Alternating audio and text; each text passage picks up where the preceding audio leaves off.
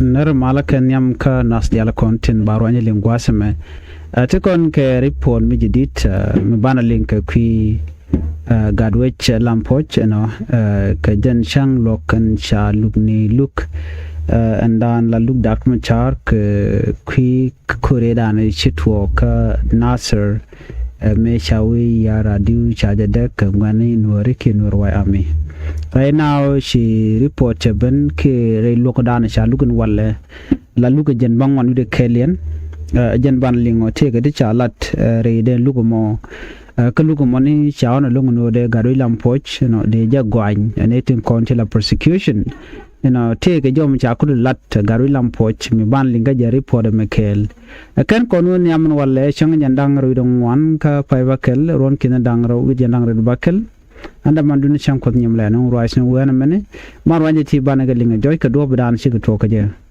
guru no jin bi channel bi support ke bi nyakani ko ken netin content dong kan no online kan jek mi guje ka Facebook page guru no jin bi no online TV channel bi je follow ko mi guje ka YouTube channel bi guru no bi subscribe bana chuwe katin konde kon klingwa samene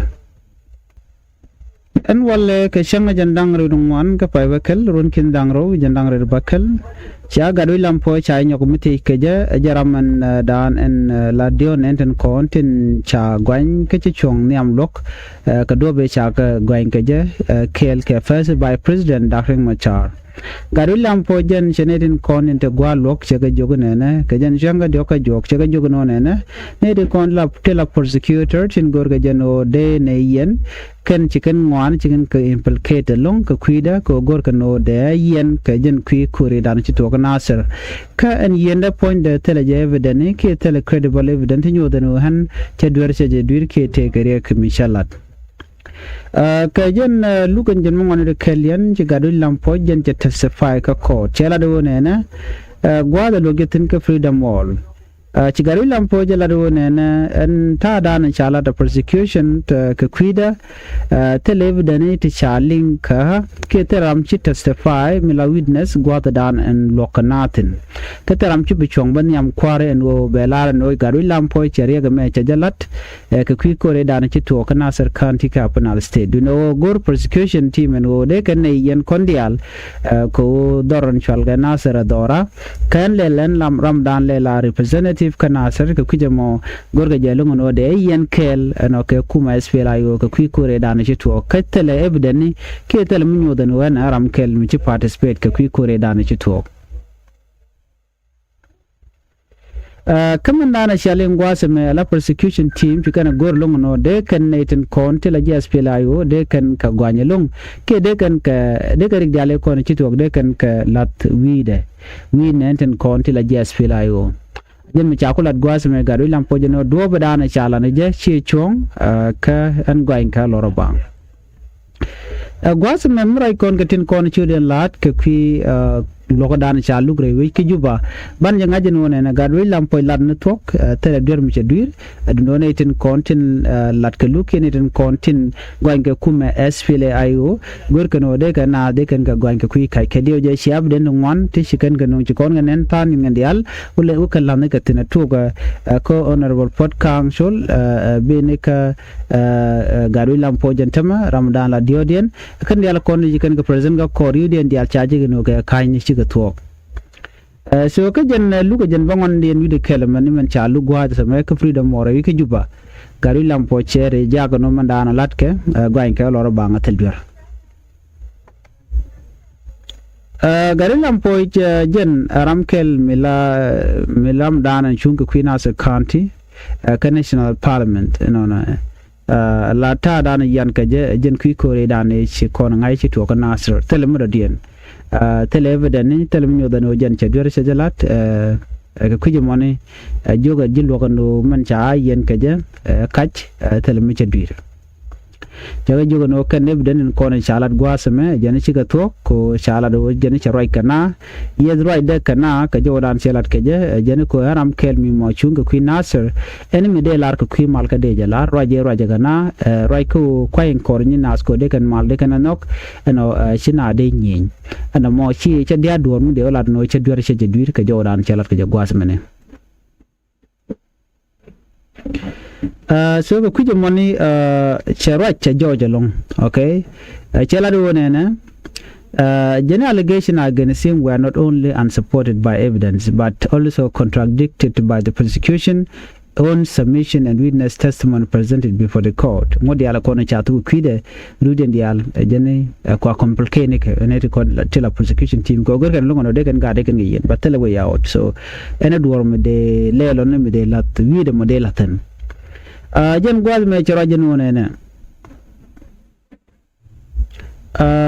Tiga mjalar guasa me kia tada and shorakaje Gary Lampoy denied ever referring to the Agwelek and Abushok forces as militias, saying he had instead described them as forces that had not been integrated into the South Sudan People Defense Forces. Jen Chagwa in Kakui Agwelek force kan Abushok. Chewekan kan kacholo kan ke militia ne. But chacholo kan ke dini te kan integrate ke kan mat ke dini asas PDF ko go inga wazmen o en Agwelek force kan Abushok force ta me dan nanga kare wi kan asr ke kane de mota kalele te kan jaka asas PDF so do bidan de ga jaka je wo kan asr wo maju kan ka ko je ke wu nyen gana ga je de kule langu ka jano kane de kan kwan kan kalas ke dini asas PDF so che ko jogo no chi jan chala no kan shi ke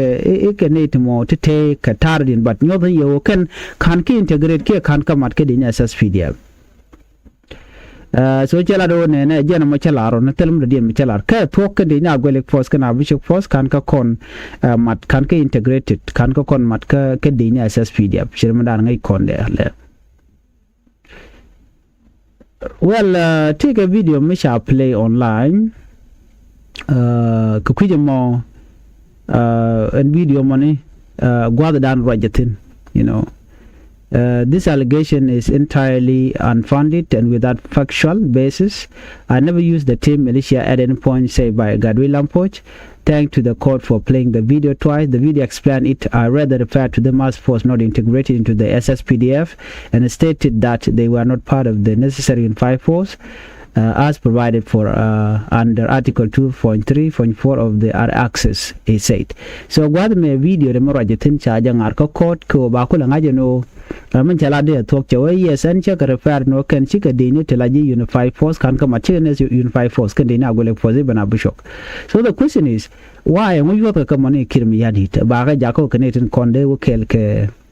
Shalom Johnson. That should be the question, and that should be something that can concern everybody. Ko kan kanedi mote just tell a dini jiken ngu waka nanka jamone. Okay, ko take a pin Gerald Johnson loin. So na me ajomo chalad. Lam chalad joy guadmen further claimed that the team militia was used by General James Kwang Shol and General Johnson Olony Tabo while addressing their force in Malakal on February 15, 2025. Name Kojan Wach in which he kalaro militias niken ken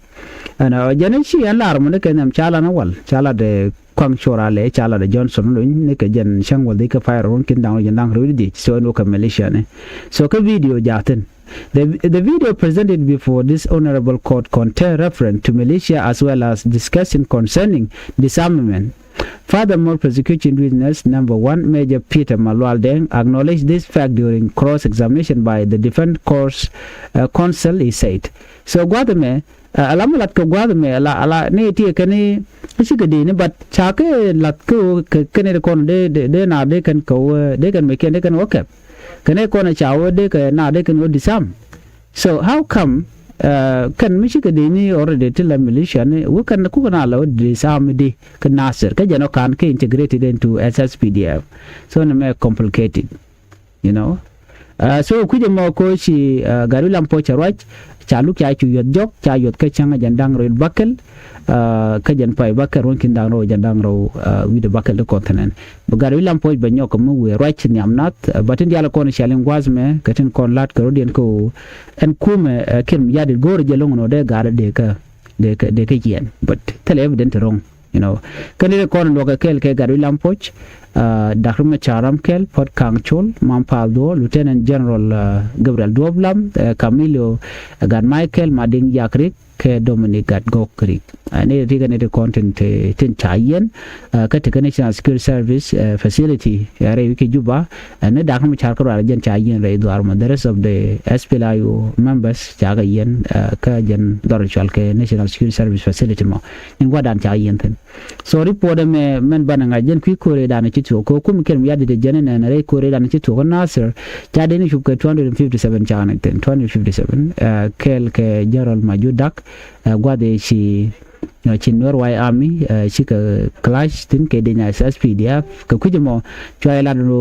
TGS pelayo tiketin and then chwa de ya la du dar ma char kan je kwar yen do bran yan ka but after that cha bu jogo do a political motivated ti muku yen lengan walle lat ka ngwane ti char ya le ka already kem yadit